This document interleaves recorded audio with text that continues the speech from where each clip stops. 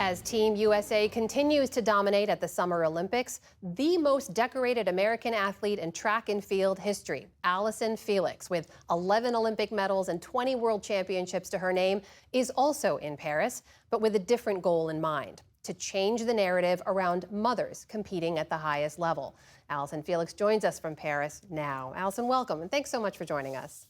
Thank you. Thanks for having me. So tell us about this effort. You partnered with Pampers to basically create a nursery in the athletes' village for the Paris Games for athletes with young kids. It's the first ever Olympic facility of its kind. Why create this space? Why is it needed? Yeah, when I came back from competition after having my daughter, it was really challenging and I had a hard time, traveling around with her and competing. And so when I was appointed on the Athletes Commission of the IOC, it was really top of mind to figure out how can we better support mothers. And when we thought about the Olympic Games, it felt like this is something that should have been done a long time ago. And we're just so proud that now there's a space in the athlete village to be able to bring your babies, your young children, to spend time with them, bond with them, and also just get away from the pressures of the Olympic Games. Tell me about that time when you came back after you had your first daughter in 2018. You competed in Tokyo in 2021 after that.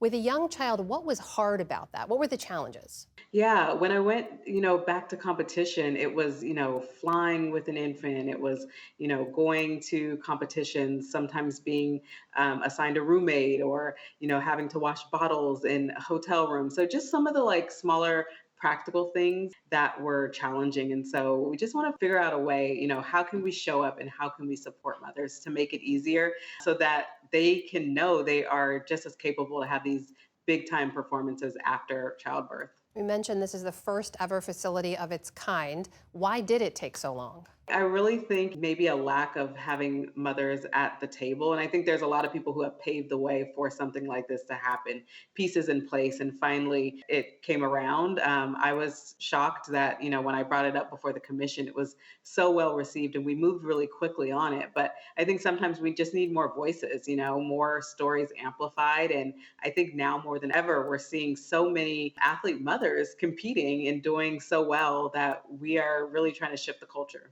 And you have been one of those leading voices when it comes to calling for that support that mothers need. And you quoted someone else saying that basically having a baby in track and field was once called the kiss of death, meaning that your competing career was over. You have two children of your own now, but you very bravely called out your then sponsor of Nike back in 2019 for their maternity policy. You wrote an op-ed at the time, quote, "If we have children, we risk pay cuts from our sponsors during pregnancy and afterward." It's one example of a sports industry where the rules are still mostly made for and by men. Allyson, you basically forced Nike to rewrite their maternity policy. But at the time, how hard was it to come out and say what you did? Yeah, it was terrifying. I mean, for me, I'm a person who I don't really like to rock the boat. I'm haven't been in the past very outspoken, and it was just going through this very real life situation that I realized, I have to say something. I had a traumatic birth experience with my daughter, and it happened over the same course of this time, and I felt like that gave me that last bit of courage and that last push that I needed to say, there's no way I'm going to allow my daughter and her generation to take on this same fight. I really wanted to stand up for myself and other female athletes. And that traumatic birth experience with your daughter, you've also talked about, you had severe preeclampsia, which we know is a condition that puts Black women in particular at 5 times a higher risk of death than white women in America.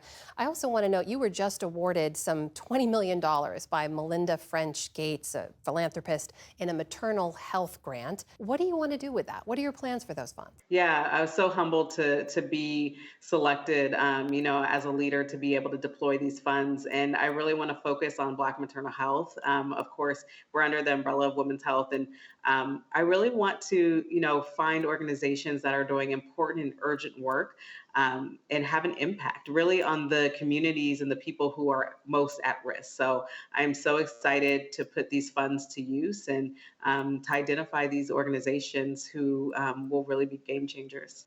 So you're at these games as a spectator. We all just saw Noah Lyles win gold in the 100 meters, Sha'Carri Richardson take silver. What have been some of your favorite moments so far? Yeah, of course, those have been really special, just cheering everyone on. For the first time, I got to go out to gymnastics. I got to watch Simone Biles win another gold medal, and I got to bring my daughter, and that was just a highlight for me. Watching these games through her eyes, it's been so incredibly special and fun, and so we've really enjoyed that. Allison Felix, we can't thank you enough for taking the time to chat with us. Really appreciate it. Take care. Thank you for having me.